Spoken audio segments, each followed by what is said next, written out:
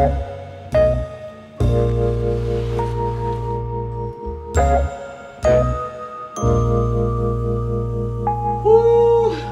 Thank goodness I'm staying inside today.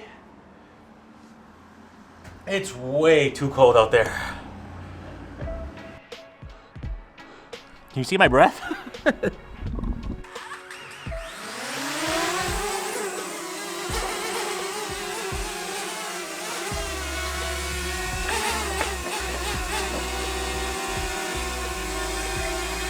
Chill out!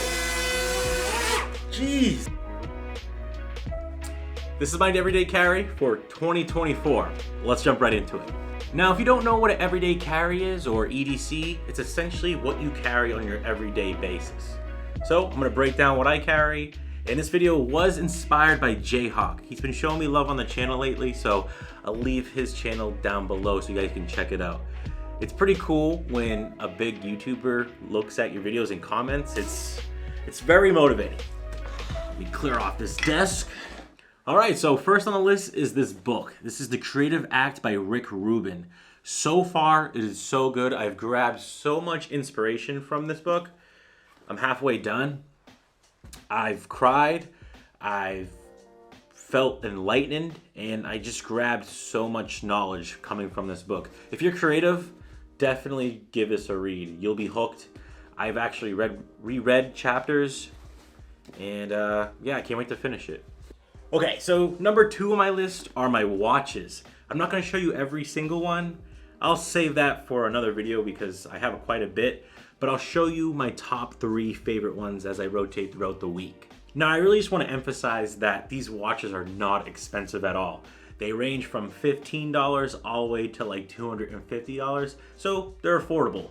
I don't wanna make it look like I'm boasting, so I really like Casio and Seiko right now. As I, save some more money and get into the more expensive ones, I can't wait. It's really addicting. I'll leave all the watches in the description. That way, if you're interested, you can pick one up for yourself. The first one I'm actually wearing, this one cost me like $30, but it's not about the price. It's just how it makes me feel. And this one has a nice face to it. It's like silver.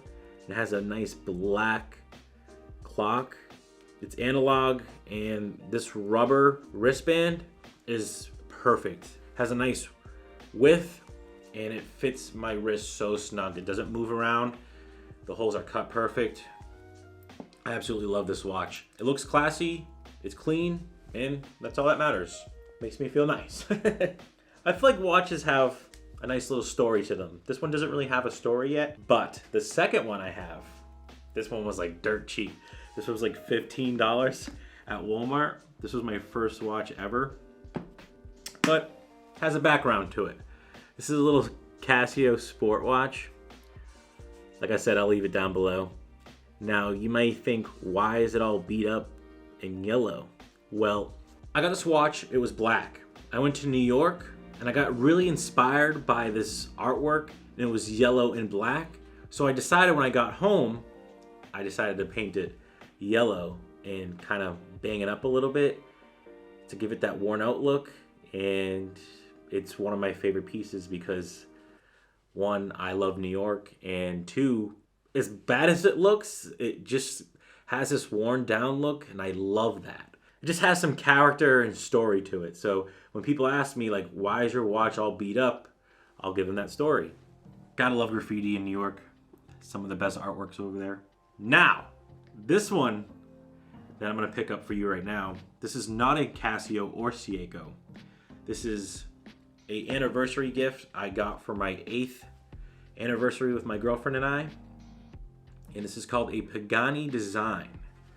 This watch is kind of scary to look at because this is one of my nicer pieces. It's a little heavy too, but one of my goals in life, and I'm not really a materialistic person. If you watch the channel all the way through, I only wear t-shirts and like these $20 button-ups. I'm not a name brand guy. I hate name brands. I actually rip off brands when I get something. But one of my biggest goals is to have a Rolex Submariner, and this one looks really like it. I believe in the power of manifestation. So when you look down at a watch that looks like something that you really want, I believe it'll come true. Maybe not today, maybe not a year from now, maybe not even 5, but eventually, hopefully one day, I will have a Rolex Submariner just like this in this color. I love the black ring and all the silver. It just looks so badass to me. So that's the little story of my watches. If you guys want, let me know in the comments down below. I'll make a whole watch little series. If you're interested in that, I don't know, let me know. Now for the third thing on my list, you might think like, what is this? But this is my side pouch. This is for like my lenses, my wallet, my phone. I put all this in here so I can carry it around throughout the day. And I really don't like things in my pockets, so I'll just wear this side pouch, and I customized it. You know, being from the East Coast, you see a lot of graffiti and you get inspired by different pieces of artwork, so I got inspired and I made my own little fanny pack. It's all faded and beat up, which, you know, if you watch the channel a lot, you know I like beat up and worn out things. So yeah, I put like a little NYC here in graffiti, my initials. It's all faded, but an East was right here for my little brand that I have going on. This East, evolve and stay true. So yeah, I think it's time for a new one though. This one's really beat up. The versatility with this is mwah. Now fourth on my list are these Dre Beats Studio 3s. These are amazing. They're really good when I'm on a run, or I'm at the gym, or when I'm editing, or even when I'm just relaxing at Starbucks and I don't want to listen to that little kid cry. I'll put these on, and they have really good noise cancellation, and once that volume's up, you can't hear nothing. I really want to emphasize that none of these products in this video are sponsored. This is all from myself. I really recommend these. So if you're looking for headphones, the Dre Beats Studio 3s are a really good go-to. Like I said in the beginning of the video, I'm not a huge materialistic person, but when it comes to shoes, I feel like when you have good shoes, they make you feel good. So I am currently wearing these Nike Blazers.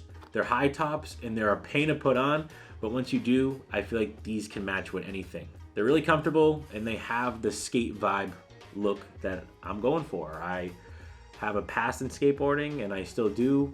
When the weather's nice, I'll ride my cruiser or my electric skateboard around the city. So really nice shoes. I love how they're flat on the bottom, so they're nice and comfortable and you're nice and sturdy when you're riding your skateboard. I do want to get into shoes as the year progresses. Let me know down in the comments what should I get for new shoes. I feel like Blazers and Dunks are always a good go-to. Let's get into some tech. Now, this is my MacBook Pro. This is an M1 chip. This is kind of old, to be honest, but for what I do, it doesn't really need much power. I'll scroll through the internet, answer some emails, do some light video editing if I don't want to sit in the studio. That is my main rig right there. So that's the workhorse right there. I just bring this around when I want to do some research on YouTube or get some notes done. This is the very basic version. It has 8 gigs of RAM, 250 gigabytes of storage, so nothing really crazy in this. These laptops are really good for when you're on the go. Now, speaking of more Apple products, I do have an Apple 14. This is not the Pro. I really don't like keeping up with the latest phone, to be honest. Like, it's expensive. I'm a very frugal person. I like to save my money and invest in other things. So for myself, I'm not chasing the latest and greatest tech. What works for me is if I can make phone calls, texts, and post things on Instagram, that's all that matters. I have my big camera that right now that you're looking at for its images and quality for video, so not really worried about a phone, to be honest. Gets the job done and serves my purpose. Got it in black, absolutely love it. It's quick, it's responsive, and serves my needs. I don't know if I said this or not yet, but I'm a very destructive person, hence why I have a beat up watch, a beat up old phone. This is my Apple 12, and this thing is destroyed. I dropped it from doing a drone shot, so yeah. I can't have nice things at all. Now up next, I can't really show you, but you're watching it right now, this is my current camera setup. This is the FX30 made by Sony, and I run a 10 to 18 millimeter lens because it does have an APS-C sensor, so you're not getting a full frame, but the 10 to 18 millimeter lens makes it look nice with the zoom in and zoom out with still that wide angle. And my 28 to 70, no G Master, I wish. I do use a Rode Video Micro for my microphone and a Joby tripod. That way I can vlog in the city and just put it down real quick. But I do need another one because the leg is super annoying. Look at that. Joby, hook me up with another one. Love this camera. Super versatile. Has a bunch of holes for mounting any accessory you need. I love that it has a flip out screen. That way I can see what I'm doing and I'm in focus, or if I'm overexposed or underexposed. Nice little camera when you're doing vlogs just like this. I have no complaints, and I will do a review on this once the time comes. And it's my goal one day to work with Sony. That'd be so awesome. Hence why, look at that. VX2100 and a Sony DVD 650. Love Sony. Team Sony in the house. Last but not least is my wallet. Nothing really to say here. It's just an old man's wallet. Flappy, old, beat up. It's a Columbia. I don't really know what else to say about this. It doesn't really have a good story to it. So this is my everyday carry. I use this on a day-to-day basis. If you have any questions, let me know down below. I can answer you in a nice detailed manner. But anyways, this is Ricky. I'll catch you guys on the next one. We're doing episode 2 of the studio build, so can't wait for that. But peace.